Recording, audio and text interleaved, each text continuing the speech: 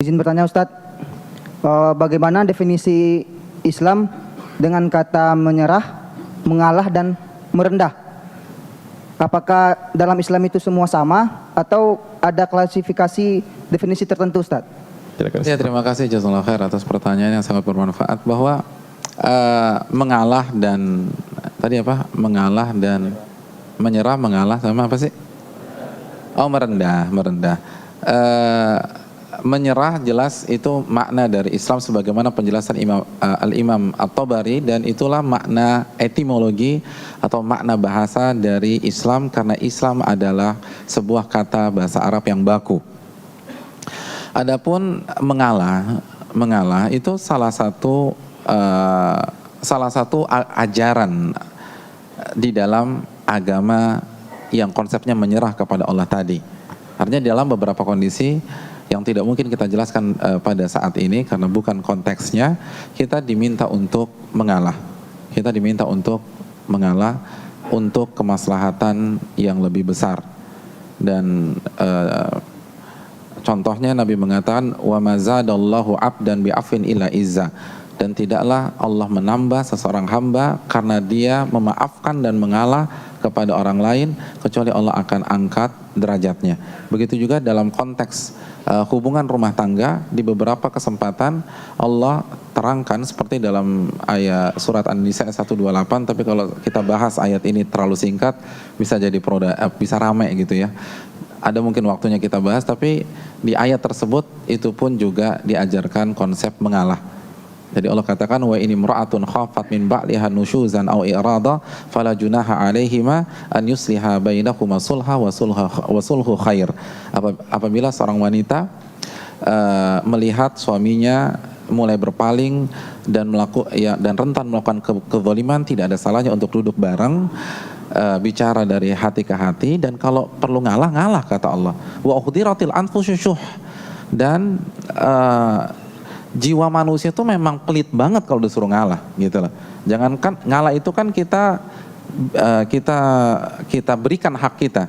Jangankan hak kita, hak orang aja kalau bisa kita embat kan gitu ya. Apalagi hak kita sendiri. Nah, oleh karena itu Allah katakan wa uhdiratil anfusyuh. Jiwa manusia itu pelit banget kalau disuruh ngalah. Jadi ini kan konsep mengalah. Tetapi kalau kalian baik kepada istri kalian, jika kalian bertakwa dan baik kepada istri kalian, sesungguhnya Allah Maha melihat apa yang kalian lakukan.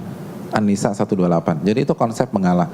Adapun merendah, konsep merendah kan kita sepakat ya. Ada dua opsi. Pertama rendah hati dan rendah diri. Adapun rendah hati itu adalah konsep dari ketawaduan. Konsep dari ketawaduan, Nabi mengatakan la yadkhulul jannata man kana fi qalbi mithqalu dzarratin min kibrin, tidak akan masuk surga orang yang di dalam hatinya ada kesombongan walaupun sebesar dzarrah. Apa dzarrah? Dzarrah apa? Bukan sawi, bukan. Kenapa biji sawi? Suka mie ayam. Dzarrah itu partikel terkecil.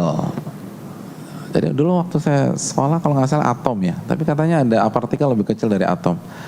Tapi ya adiknya atom, Ustaz. Oke, adiknya atom. Itu artinya dzarrah. Jadi walaupun persentasenya 0,0000001%. Lalu Nabi ditanya, "Ya Rasulullah, ara'aita in kana ar-rajulu yuhibbu an yakuna thawbuhu hasanan wa na'luhu hasanatan?" Bagaimana jika ada seseorang yang suka memakai baju yang bagus gitu, rapi, necis, stylish misalnya, dan suka memakai alas kaki yang bagus juga, sendalnya mengkilat atau sepatunya juga bagus. Apakah itu termasuk kesombongan? Karena sebagian pihak mengatakan kalau kita tampil rapi, tampil keren, itu dikatakan sebuah kesombongan.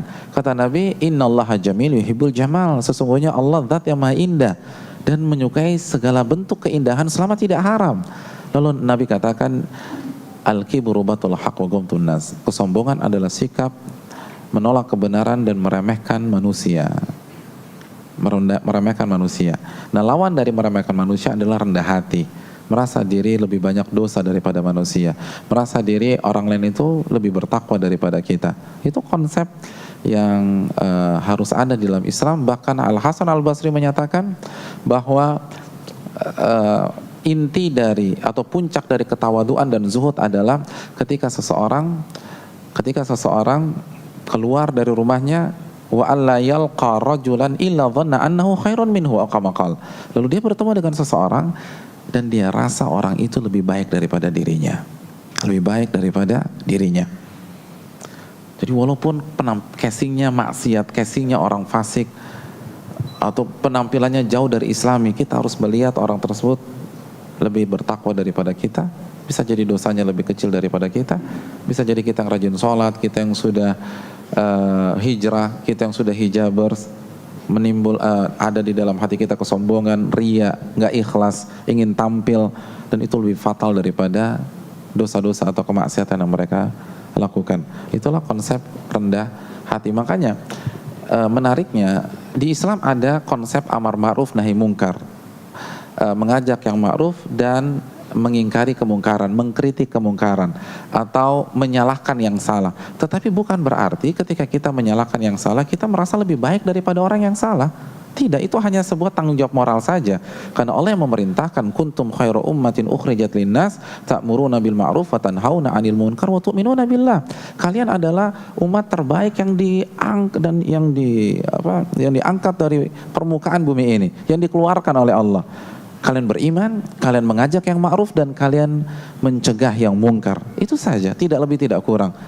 Dan bahkan sebaliknya, kita harus memiliki keyakinan dan perasaan yang kita ingkari itu lebih tinggi dan lebih mulia daripada kita, atau paling tidak dosanya lebih sedikit daripada kita. Jadi asumsi orang ketika dia dikritik lalu mengatakan pihak yang mengkritik merasa lebih suci, itu keliru apabila konsepnya benar gitu ya.